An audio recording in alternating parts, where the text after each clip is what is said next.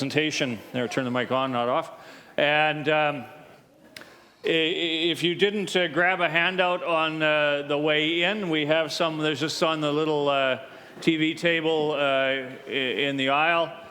This is more or less a reprint of what was in the vision a little over a month ago, but we thought we'd reprint it. We're not going to read through this. What we're going to share is a little bit different and doesn't go into some of the detail that's in this particular document, but it's there as something you can take with you and maybe remind you to pray about some of the things that we're going to have to pray about in the weeks and months ahead following this trip. Before we get into the presentation itself, above all, it's all the teachers coming in that are not quiet. Anyway, want to first of all thank everyone for all their prayers and support and emails that we got while we were on the trip and affirmations that we got before we went and after we got home again. Those are the things that when you go and do something like this really sustain you, because you're going out, at least for me, into a little bit more unfamiliar territory where everything is new and nothing, few things are the same, but not as much as you'd like sometimes. Anyway, we'll get started. Maybe if I'm having trouble here, and maybe if we could close the back doors so the conversation stays in the church. There we go.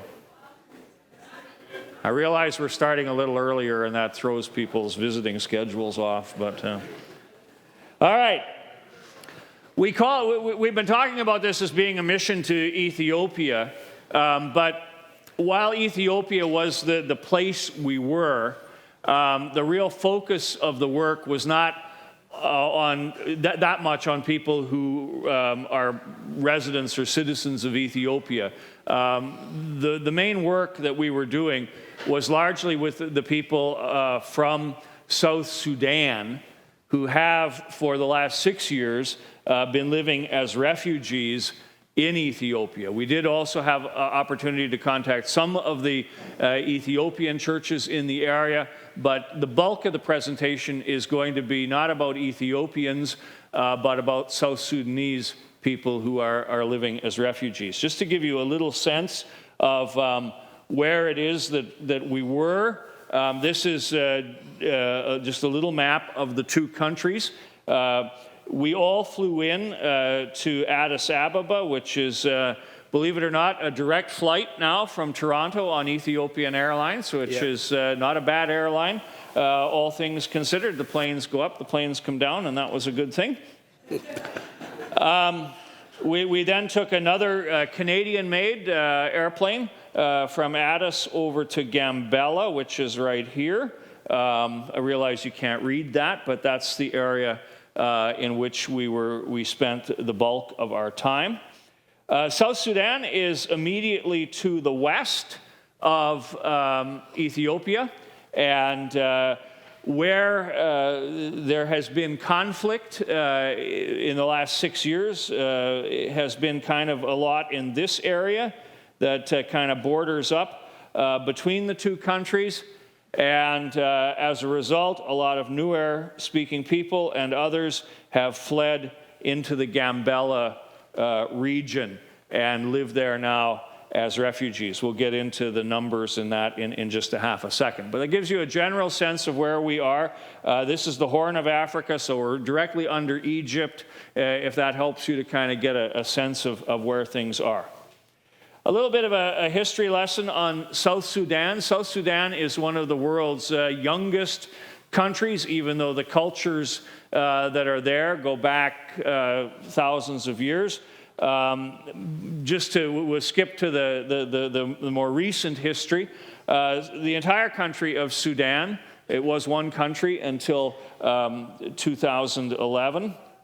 The entire country was under Egyptian rule until 1956, but there had always been a kind of a sense that the South Sudanese had their own identity and wanted their own autonomy. And so almost immediately after Sudan became independent from Egypt, the South Sudanese that region sought some independence from the rest of the country. This led to two fairly lengthy civil wars, one that began in 1955 and went all the way to 1972. If you can imagine, that's a very long stretch of time of fighting. There was some peace accords at that time, and the peace lasted for about 11 years until 1983, when another conflict broke out, this one longer than the one before, and went all the way through until 2005. Now, just so you can put, I learned a lot on the trip just about my colleague, Pastor Chul, and his family. They came to Canada in the year 2000, so they were refugees during the Second Civil War, and they then were able to come to Canada during that time. And I know a number of the people in the South Sudanese community here in Kitchener date back to around that time, a little before, a little after, and continue to come to Canada.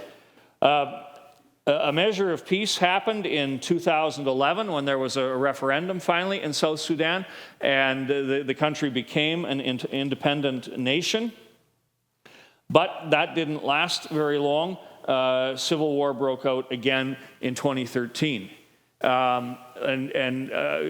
don't have time to go into all of the political and other reasons for that. But a good part of the battle, Pastor Chul tells me, is tribal in nature, correct? Yes. Yes.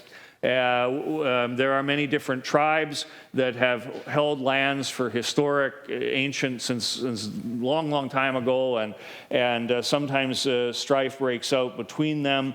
And the president of South Sudan, I don't want to make too many political statements here because I really don't know too much about it, but the president of South Sudan is a guy who loves to wear a black cowboy hat and kind of tends to act like a bit of a cowboy too, I guess. This may be the way to put it gently. A certain other president and him might get along quite well in terms of their predictability, their whole tenor of wanting to do things is kind of like my way or the highway. And so that is not maybe the best way to govern a country. But at any rate, we won't get into that because that's not our business here this morning. What the current situation is that about 500,000 refugees have fled from South Sudan into the Gambela region of Ethiopia. So that has put a lot of stress on the Gambela region. In 2007, for example, the entire population of the Gambela region was about 300,000 folks. In 2018, that population has swelled to over 838,000 people. Then that's because of the refugees. It really has had a profound impact on just life in that area. I was trying to think of what would be a kind of an Ontario comparison. And I don't know the exact population of Windsor, but it seems to me that it's in the hundreds of thousands, low hundreds of thousands. It would be sort of like if all of the Waterloo, Kitchener, Cambridge, everybody picked up and moved to the outskirts of Windsor, which would be a little stressful, I'm guessing, for the people in Windsor. And in the town of Gambela particularly, because it is actually only a small city originally of about 35 to 40,000 people. It's not a huge city. And so now to have all of these folks around them leads to some tension. 436,000 of the people are living in refugee camps. There are others who have just moved into the town of Gambela and live on the outskirts of the town and have started their own area of the city. Most of the refugees are, as Pastor Chul and his family and others in the newer congregation are newer speaking. But the native population in the Gambela region is about equally divided between the Nuer and the Anuak people. And again, I don't want to get into things that I don't really know too much about.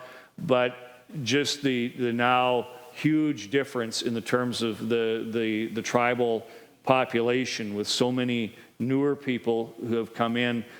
Some of the Anahuac people tend, I think, to feel a little threatened by that. And even while we were there was a little bit of friction in the community between Anahuac and others. And it's not one of these things. I'm not trying to say who anybody's right or anybody's wrong. There's just a bit of a tension there. The little picture on this page is of in the middle of the roundabout in Gambella. There's this statue, and around the base of the statue are figures representing each of the tribes that are present in the Gambella area, and they're all holding hands and looking out into the community. And that's the ideal. That's what they're hoping for. Like all societies, they sometimes achieve it and sometimes don't. All right, I'm going to turn things over to Pastor Chul for a few minutes, and he's going to take us where I was not permitted to go, and that is into the refugee camp, particularly the refugee camp where he has family and where they celebrated a memorial service for his mom and his brother. Why was I not allowed to go into the refugee camp? Well, I'm not a very nice guy, and they knew that in advance. No, you have to apply for permission to go into the refugee camp. And you have to have somebody vouch for you from within the country. And I don't know, Pastor Chul and I, talking about it a little later, may have inadvertently hitched our wagon to the wrong horse, in that our pastor friend that was there to help us was a fairly strident fellow, and not necessarily given to. He didn't seem like a man who compromised very much. Yeah. No. And he had letters to take in to get our permission. He alone had to go into the meeting, and then when he came out and we weren't allowed, I was not allowed access, he had some rather choice words for the guy and then left. So it wasn't a good meeting. I didn't get to go into the refugee camp. As it turned out, I probably could have been smuggled in a trunk of a car, but that's not how you want to live your life in a foreign country. So we decided against that. Anyway, Pastor Chul, I'll let you talk a little bit about life in the refugee camp. I'll keep the flipper and you can do the talking. Okay. Yeah, this is the life of refugee camp. I used to with my family before I came to Canada in 2000. As the pastor mentioned, there's 8 refugee camps. See, in 1992, when the Ethiopia government changed, and then the most of refugees from South Sudan, they went back into liberated areas, but the life was not good at that time. They came back again in 1993. So that was I quit to serve, and then I came back to refugee camp and then married my wife. So all my children, they were born in this kind of life, except Jack. So because they were young when we came here, they don't have experience for a refugee's life. So Jack went with us in the refugee camp. So he's going to say a little bit about what he saw, what he's seen there. So this elder woman, she tried to help herself, and many people, they don't stay in the house more during the day, so everybody go out and find something for living. So there's no enough water, there's no enough food, even the charcoal to cook. So all women and people, they go outside in the bush and collect some firewood to sell it, and then have some money to buy something for the family. So she tried to help herself, so I shot that picture. So I want to show to you, some of you, they don't have that experience, so then you can see. So more important thing is, we cannot do anything, but as a Christian, we pray for them, so God can reach them and bring peace in South Sudan, so they can go back home and help themselves. So this is a little bit market, like a food basic. Somebody who is very smart person. So he collects some money and he went to the Gambela town and then get some things and then sell it to the people. So that's why you see it's a different kind of item. So some of them also, I don't know. It seems like a sugar and salt and what is called berbera, which is you can put it as a hot sauce, you can put it, it's spicy, yeah, right. So that's the way people live. And we used to do this in 1993 when I was still there with my family. So there's one day, there's no water in the camp. So we walk from the camp to find the water. It gave us about 50 minutes to walk. And that area also is not secure. You can be killed by anybody, and also you can die and, for anything. Animal can kill you too.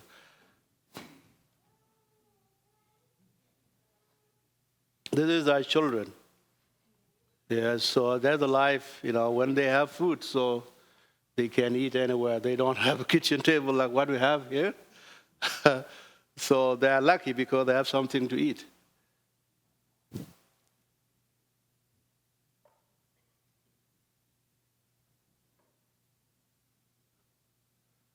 So that's life. You can carry anything in your head, People, they go and get the water also in the pool and then bring it home. Or you can go and receive your ration from UN. So nobody have you can carry your own.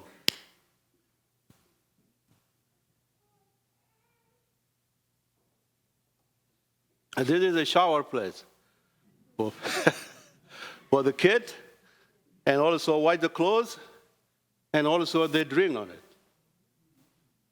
Yeah, so that's caused a lot of disease for the children also. Yeah, many children, they died because of sanitation.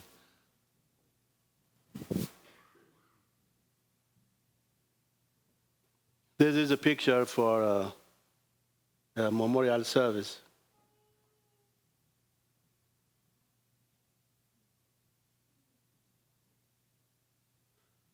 This is my late brother Andrew family, his wife and his children.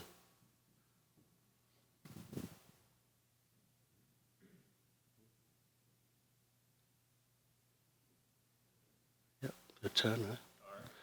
So, if you have anything to say to us with that picture, so we have a lot of pictures, but we cannot display all of them. Yeah, we take a lot of, yes. How many people in your refugee camp when you were there?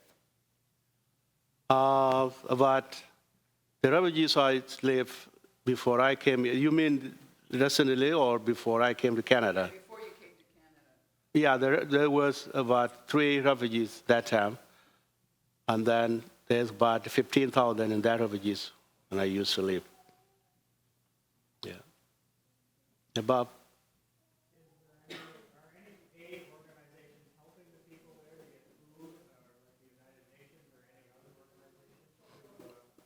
Yes, yes, the United Nations provide food, but it's not enough. From the United Nations, they collect the money from the whole country, including Canada.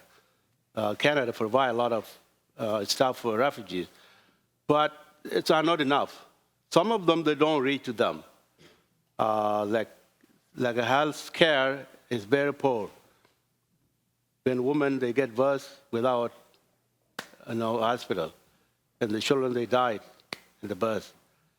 So the food also is not enough. Some of the children, they don't have education too.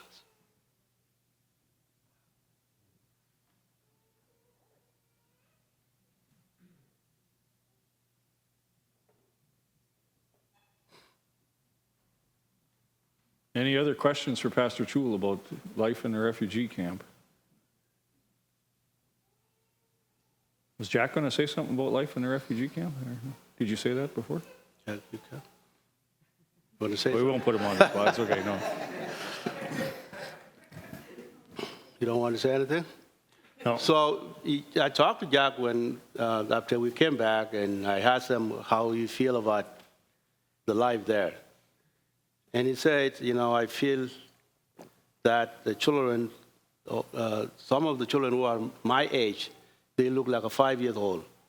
Because they don't have enough food, they look like younger, and they are 14 years old. And I asked them, what are you going to do with them? What do you do? Say, well, nothing I can do. Maybe pray for them, or maybe I get a job when I turn 15, and then I can contribute some money to the orphanage. So that's what Jack said. And we went to the camp, and it was a very hot day, and the water we have, they finished, and we don't want to drink the water, the food and those water, so we cannot come back to Canada. And then Jack feel upset a little bit, and then he feel moody, and he say, well, we have to go back to Gambela. So, yeah, you should say something to the people, they can hear you. We won't put him on. Yes, okay. Mary can say something. Mary, Mary? you Yeah. want to say something? Yeah, people want to hear, you have feeling too. So, yes. When refugees come across from Sudan, do they come with absolutely nothing? Like, do they have any money in their pockets? Do they have any possessions at all? No, nothing. Nothing. Nothing.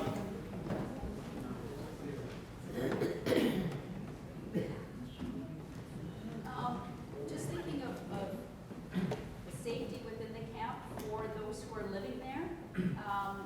Are they, are Christians persecuted there? Are they different faith groups there? How safe is it for them there? And how safe is it for you as an outsider, so to speak, coming into the camp, as far as you coming down from the West and being seen as wealthy by comparison to what they're experiencing? Well, I cannot say it's not safe or safe because some people are not the same. I look like them. I speak the same language, but if they knew that I came outside, they thought that I have everything. If the criminal people see me, well, they can do whatever they want to do. But for themselves, they are safe because there's a police, the Ethiopian police are protecting them. But the native people there, who are Nuer and other tribes, also they are in the police, and they protect them. So nobody can hurt somebody, and nobody can come and take the other people's stuff. Yes? Who actually runs the camps? And how do they, you mentioned the police, how do they keep order? It's a lot of people. Well, there's an organization, it's called ARAP from Ethiopia government, who work with refugees. They take care with the refugees. So they provide the protection, they provide everything. And when something happens, they are the people who can act and see how they can protect the refugees. So when you are a refugee, so you are nothing. So you don't have anything. You are helpless. So somebody can kill you very easily because you live in different country. So it's not easy life. It's not easy life. Yeah.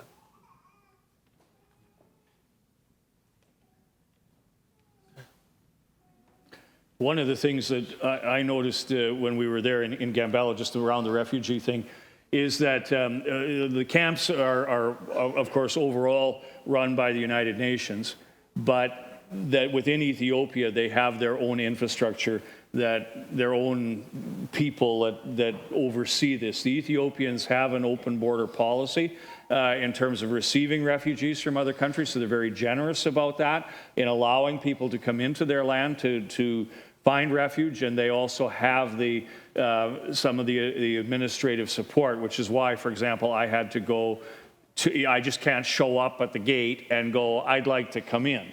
That's not allowed. You have to get permission And within Ethiopian society, there's a very high level of order and kind of understanding of how the system works. That doesn't mean everybody follows that, but there is a plan. And people, once you find the office in Addis, remember that when we had to? Yeah. We had just got one of the funnier, less funny now, but less humorous moments at the time was when we got off the plane in Gambella. We were in Addis. We'd flown 13 hours from Canada, and we got there, and we had to go to the office to get permission to go into the refugee camp. And our driver thought he knew where the office was 5 times. And then finally, like all men, he finally broke down and asked for directions. And we finally got there. We were not happy people by the time we got there, which may have also contributed to our problems a little bit. But anyway, yeah. I don't know. Mary, want to say something on refugees before we move on, or we covered it off? We're good? Okay. All right. Yeah, lastly, before I turn it to... Kevin has his hand up. Okay, Kevin, yeah. I'm just wondering, you mentioned, you fled South Sudan and your homes, and, the hope is that the people will be able to get back to their homes. But I guess I'm wondering, what's happened to their homes in South Sudan? Are they occupied by others? Do they have a home to go to if eventually they can be released? They don't have anything there. The home they left are nothing. They were burned up, done, so it's nothing. They will go back and start from the Christ. Yeah. Yes, lastly, before I turn it to Pastor Hasley, I would like to thank you so much for your support and your prayer during our trouble there. And also I thank Pastor Hasley. He's a very brave man, so to travel from Canada to the country he does know, and then imagine. So this is amazing. Thank you so much. Yeah, thank you so much for that. And I know that your support has made this trip perfect. So it's good for some of you to know what really the life there. You will not go there, but you see what the life is there. Thank you so much for your support, and thank you so much for your prayer. We continue to pray for South Sudanese. Hope maybe peace will come. It's a matter of time. So anything, there's an end of it. So it's not going to be forever. I hope peace will come. Thank you. Well, don't go away, because we may need you yet here. All right. Just before we forget, these are the attendance pads. Whoops, there's the 10. Sign up quickly. Spaces are going fast. All right. Pastor Chul and his family, they had memorial services and other things that they were involved with going to and from the refugee camp, but we were also very involved in working with some of our brothers and sisters in Christ in the Gambella area. Within the Gambella area, there are no less than 6 different groups that call themselves Christians, or Lutherans, rather. We were able to interact extensively with 2 and had brief contact with 1 or 2 others. One of the interesting things about Ethiopia, this does not concern the South Sudanese people particularly, is that Ethiopia is home to the largest Lutheran church in the entire world. Larger than the churches in Germany, in Scandinavia, and North America. Over 9 million people belong to what is known as the Makani Yezu Church in Ethiopia, which is a Lutheran church body, and they have congregations all over the country. I was able to talk with one of their leaders while we were there. He wanted me to just come on over to where he was, which was about a 15-hour drive or something like that. That didn't work out this time, but we said maybe at another time. The Makani Yezu Church is also in discussions with Lutheran Church Canada, with Lutheran Church Missouri Synod, and moving into a closer relationship with more conservative church bodies in North America.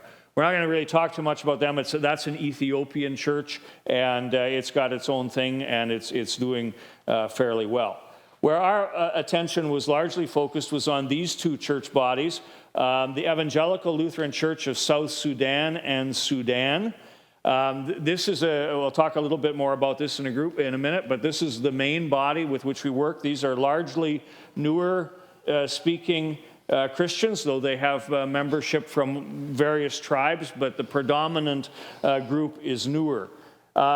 Then we also met with a smaller, tiny little synod, the Evangelical Lutheran Church in Gambela in Ethiopia.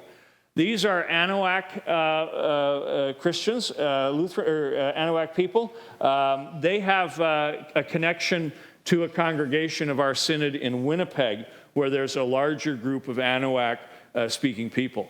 Now, just so you're aware, we have here in our membership at Holy Cross people who are both newer and Anuak.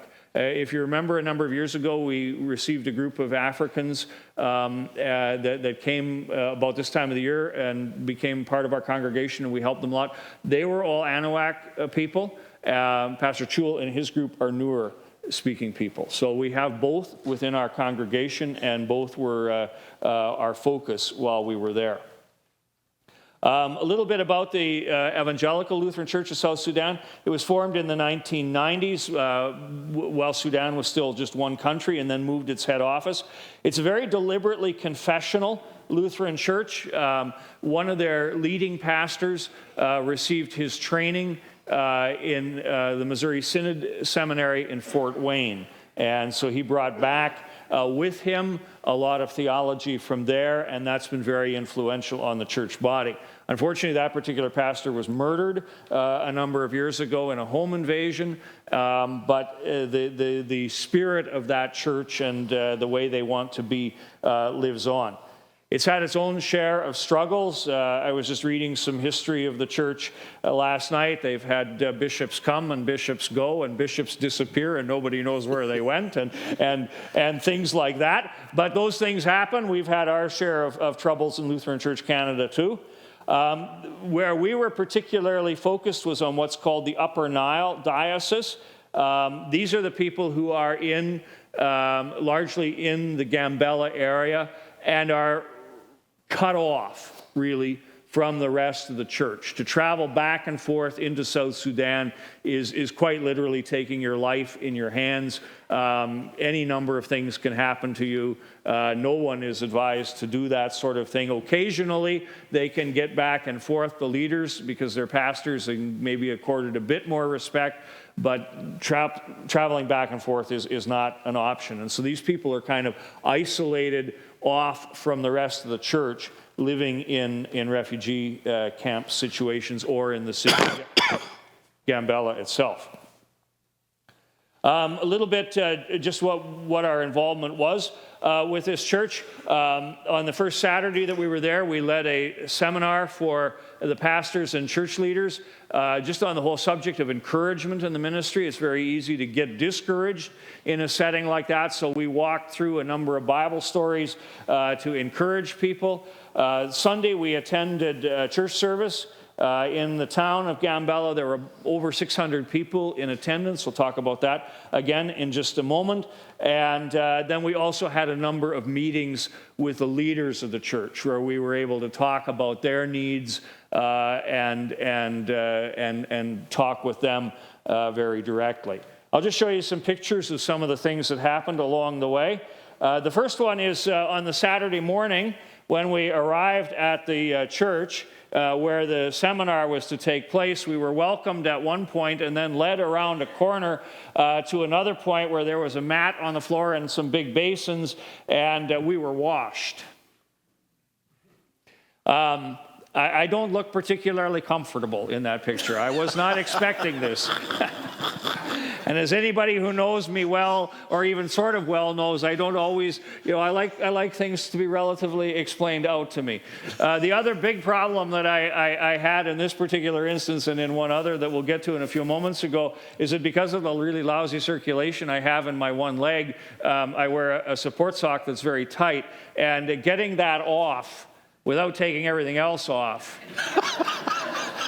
presents its own challenges. And I thought, once I got my feet exposed, that was good enough. But this dear lady, she was not stopping at the feet. She went right up to the knees and the elbows. And I thought, we're done this now. And then she dumped water on my head. And anyway, I just mustered the grace to receive. Pastor Chul knows what's going on. He's already getting ready. Jack had been through this once before. He knows what's coming. So they were set to go.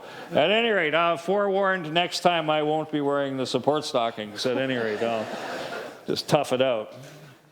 This is a picture of us leading the seminar. It was a wonderful morning that day. We were able to be outside under a tree, and we could just talk. And I did the teaching in English. Pastor Chul translated it into Nuer with the freedom to go on if he needed to. Every once in a while, you say something in a foreign place and you don't really realize what you've said. You've stepped on a landmine, and you need somebody who's got your back to kind of guide you back out of the landmine or go into a little extra explanation.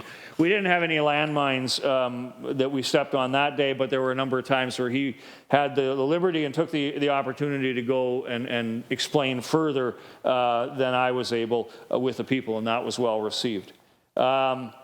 That's just the whole group of us afterwards, just a little group shot. And another one of Pastor Chul there doing some explaining. I'm just watching him as he holds forth. And the other picture there, we'll come back to these again. This is what's known as a bijaj over there, B-I-J-A-J. And they're the taxi service. So on that morning, Jack, Pastor Chul, and we all crammed into that thing. And we went to the meeting. It got stuck. We had to push it. Our driver didn't know where he was going for a while. We figured that out. We were driving around and we saw Pastor Simon, and he was like, "Oh, here you are. Well, you're nowhere near where you're supposed to be." And so he took us there. So that was the kid called Pastor Kawhi. So that's the name they called somebody who was different from them. Right? Yeah. Lighter-skinned individuals are known as Kawhi.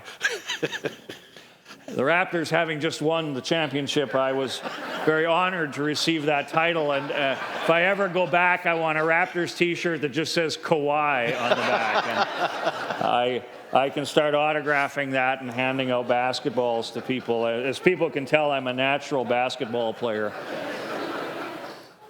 All right, yes, Kawhi. That was kind of fun, actually. Yeah, they yes.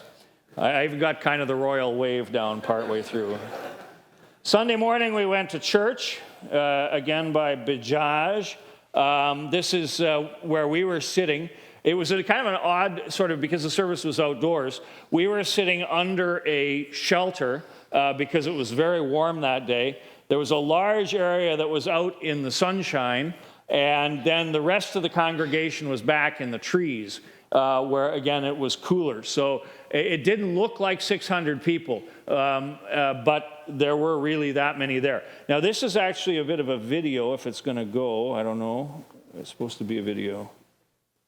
Anyway, maybe not. I don't know how to do it. No. Okay. Anyway, that's just that's from where I was seated. We won't worry about that too much. Oh, here it is. You can't really hear much, but there's Pastor Simon.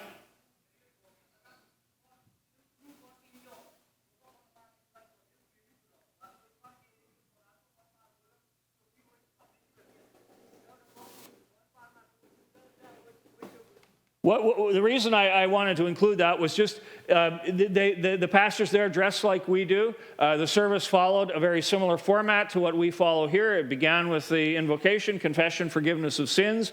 Had the same scripture readings that were read in North America that day. I brought a word of greeting to the congregation. Pastor Chul and Mary also brought a word of greeting. There was an offering taken. It was not a communion service, but it was just would be kind of their equivalent of what we did at 8:30 here this morning, or what we'll do at 11 o'clock. Just a very straightforward liturgical service. The only thing that was different about this service, and because it was a special service and all the congregations coming together, we had choirs. This is the Sunday school choir. Yeah. They had been off in another building getting ready, and when they started coming out of the other building, I wondered if the line would ever end. Like, they just kept coming and coming and coming. And then they sang. It was wonderful. It was a wonderful song. And then this is another one of the choirs. There were about 6 of them in all, I think. I don't know. It was a lot. Yeah. Anyway, this choir also sang. One of the choirs sang a song about Solomon building the temple. I think they covered most of the bricks that went in. It had many, many, many verses. But it was a joyous song, and they wanted to share that with us.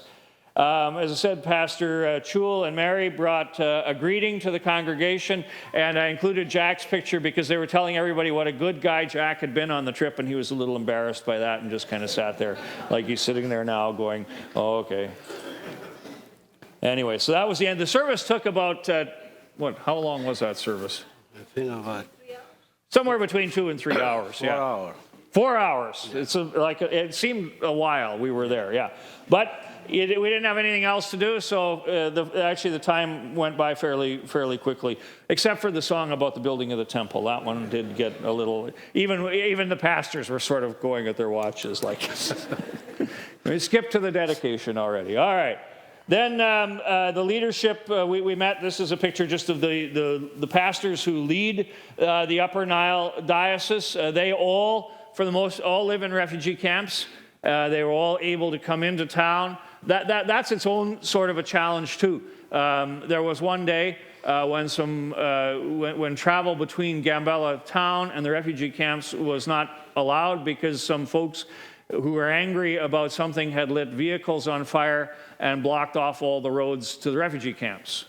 So it was kind of like stay home day for everybody. And that's the kind of life it can be there. There are tensions, and that was cleared up the next day, but on the day that it happened, it was the news of the day that you can't go out of the city today. Or the refugee people couldn't come in. Then we also, the day that William and Mary were off at the memorial services for William's brother and his mom, I used the day to meet with the Anahuac leaders. This, as I said, is a very small synod, just a couple congregations connected to Lutheran Church Canada through a congregation in Winnipeg. They are very eager to learn about the faith and to grow in the faith. They've been looking for partnership, and so we had a good opportunity to meet. This was at the hotel. Then from there, they were insistent that I travel with them to their church, which is out in the country. And this is taken from the end of the road, where Ben, our Bajaj driver, took me there. We were at a church. I thought we were at the right church, but he said, no, their church is over there. Their church is over here, in that area there. And there was a trail that kind of led along. And but you can see, if you can see the picture, there's this river here. And as we got to the river, I said, how are we going across that? And they said, oh, we'll just go through it. And I said, okay, fine.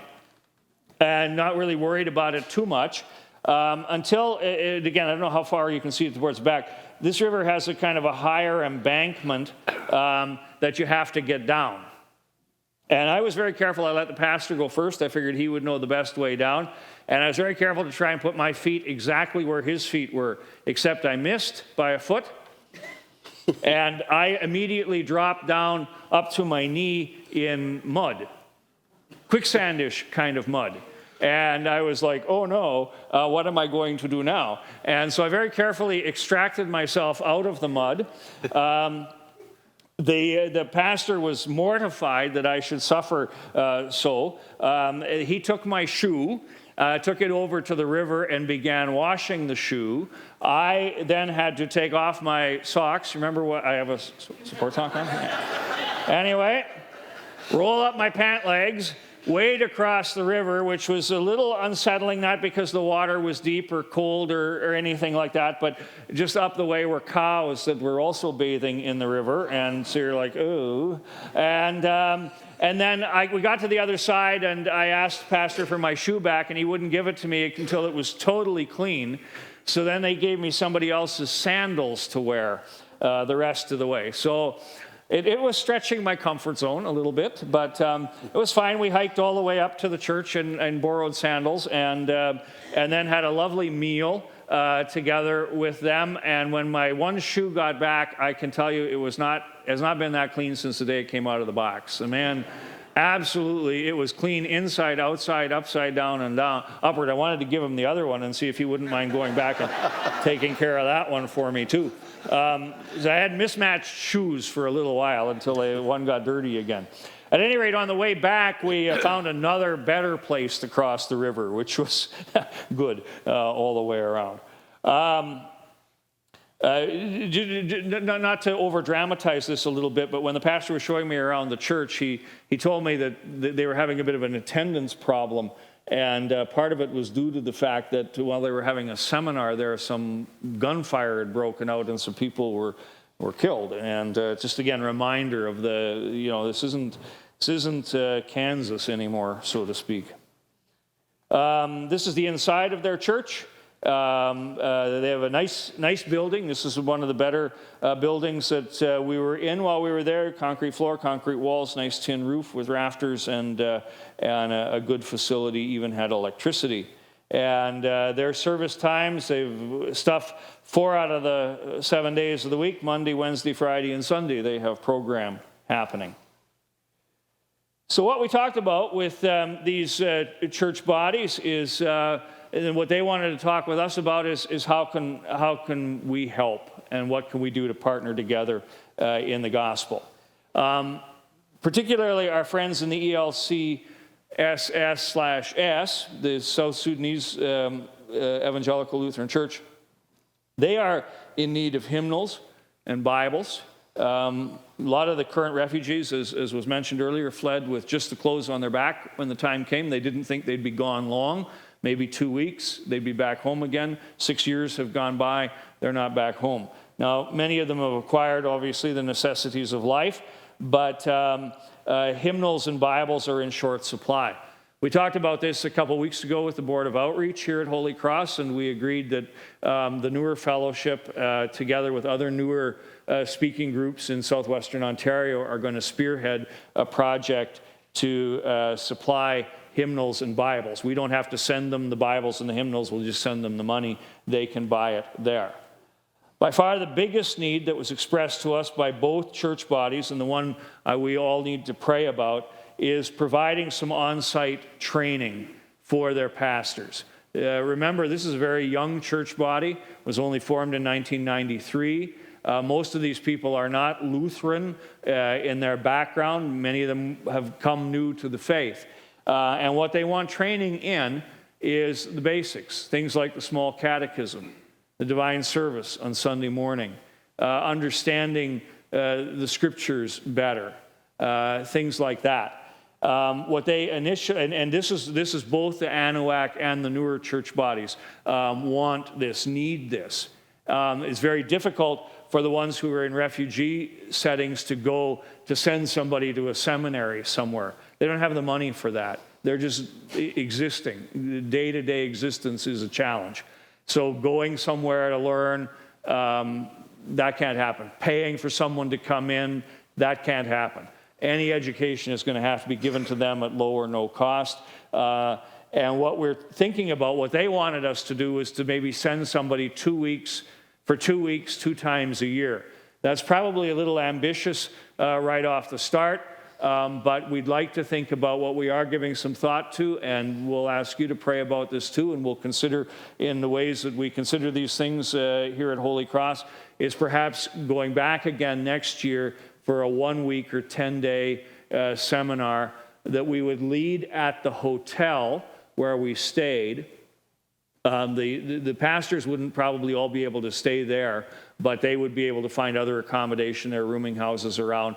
But there's a nice facility there at the hotel that's used quite regularly for seminars by UN people and other NGOs. And we can't see any reason why, if we could pay the rent, they wouldn't rent to us as well. And it would provide a nice facility for providing a week of training and at least get a sense of how where they're at and what we can do to help them.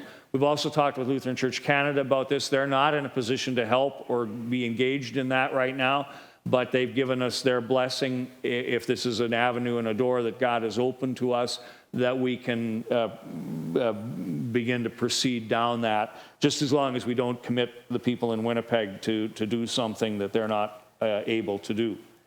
They have also expressed a desire for seminary training. But everybody knows this is a while off. What seminary would they go to?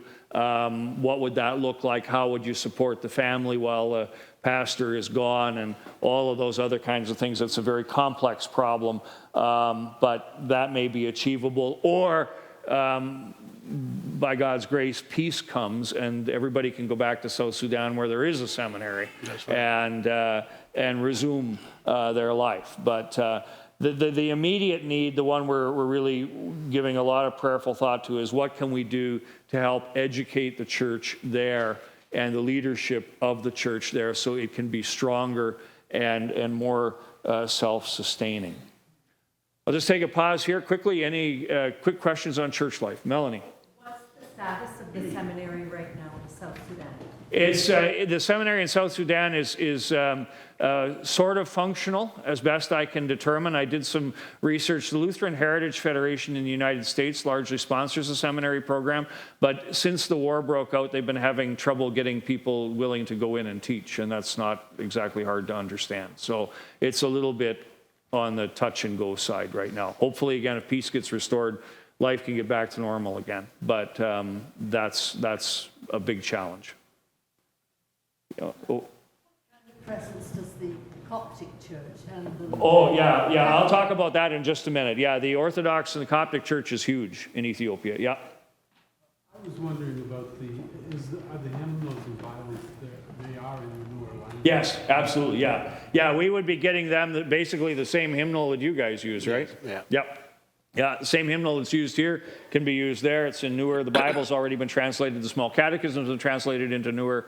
A lot of these the tools are there. It's just getting them to the people and having somebody go in and do the training. Sam, is that you got a sermon summary for me, son? No. What's that? Question for Jack. Question for Jack. Jack, what was your favorite moment? Favorite moment for Jack?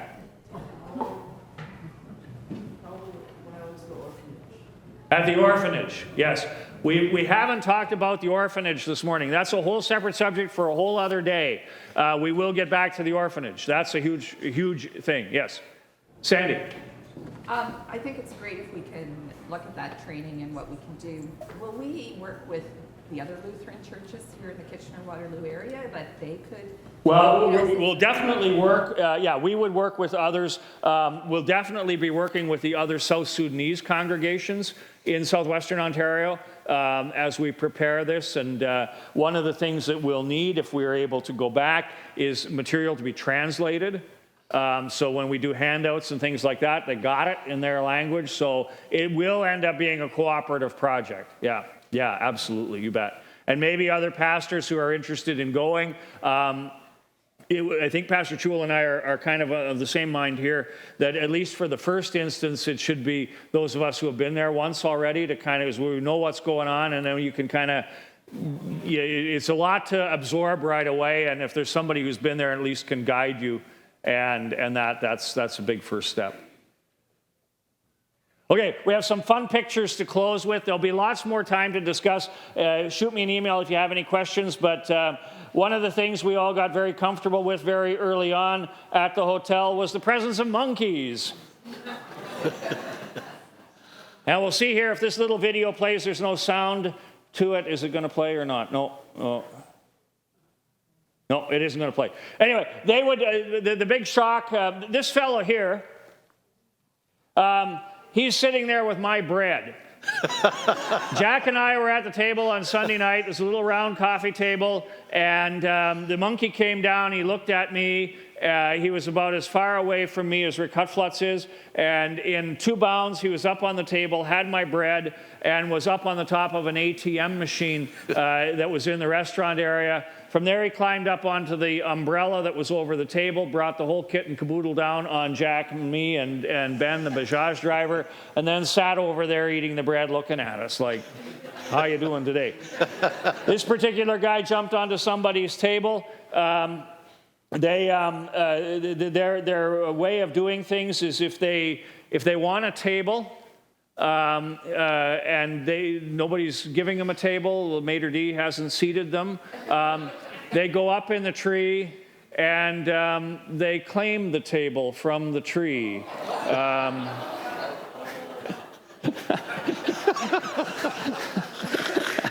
People flee. Hotel staff come with water and brushes, and the whole restaurant area stinks, and the monkey gets the bread. And anyway. And then all the time that you're eating, there are these ducks, and they are just not happy-looking ducks. I mean, this guy, he's the Drake, and he's just himself there. He just looks like he belongs to some gang of, Hell's Angels ducks or something like this. And then one of the things you get used to, too, is somewhat improvised infrastructure in certain places. Like water coming into your hotel room, running down the wire that's plugged in, that's got your hot water tank plugged in. Don't touch. As was mentioned, the Eastern Orthodox Church is huge in Ethiopia itself. It doesn't go beyond Ethiopia, but it is Ethiopia is the only, and Egypt are the only countries in Africa where Christianity predates colonialism. Christianity in Ethiopia and Egypt goes back to Philip, the Ethiopian eunuch, in Acts chapter 9. We got a lovely tour of the Eastern Orthodox Church, and every morning, noon, and night, they have prayers which are chanted. You get used to it after a while, but for first few days, it's like, yeah. They also have, there's a kind of big hill in Gambella, which we climbed up, Jack and I and Ben, the Bajaj driver. And there's another church at the top, but that's just a kind of a lookout over the city of Gambella. The water in Gambella is the Barrow River, which is a tributary of the White Nile, which eventually joins the Blue Nile to be the Nile. And these guys here are in charge of guarding the bridge. They're hard at it. They're actually just traffic directors. You can only go one way at a time on the bridge, so they're waiting their turn to go out and stop the traffic and getting a little breakfast. And then one of Jack's cool moments while he was there was attempting to drive the Bajaj. And then this is where the monkeys claim the tables from. And this was dinner on Wednesday, and this guy was Thursday, I think. In the restaurant, we had a lot of laughs because they had a 4-page menu, and you'd ask, is this in? No, we don't have that. What about this? Well, we don't have that. What's the soup of the day? Always the same soup every day. Cream of vegetable soup. I am good on cream of vegetable soup for the rest of my life. But it filled the hole, and it was edible, and it was fine, and none of us really got sick on the food. And this is the last picture. This is the group of us at the Gambella airport. Mary, Jack, William, myself. This fellow here was a de facto member of the team. This is Ben. He was our driver. And Ben kept a good eye on us, and he was flying to Addis on some other business and came along with us and looked like a rock star the whole time. All right, it's 10 to 11, and we've pretty much used up the time, I guess. Yep. Okay, God bless. Let's close with a quick prayer, and then we'll get ready for 11 o'clock church.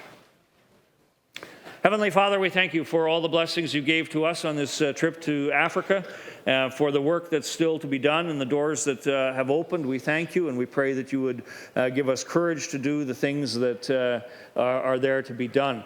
We pray, Lord, that you would bless the churches there and guide them in faithfulness and devotion to you.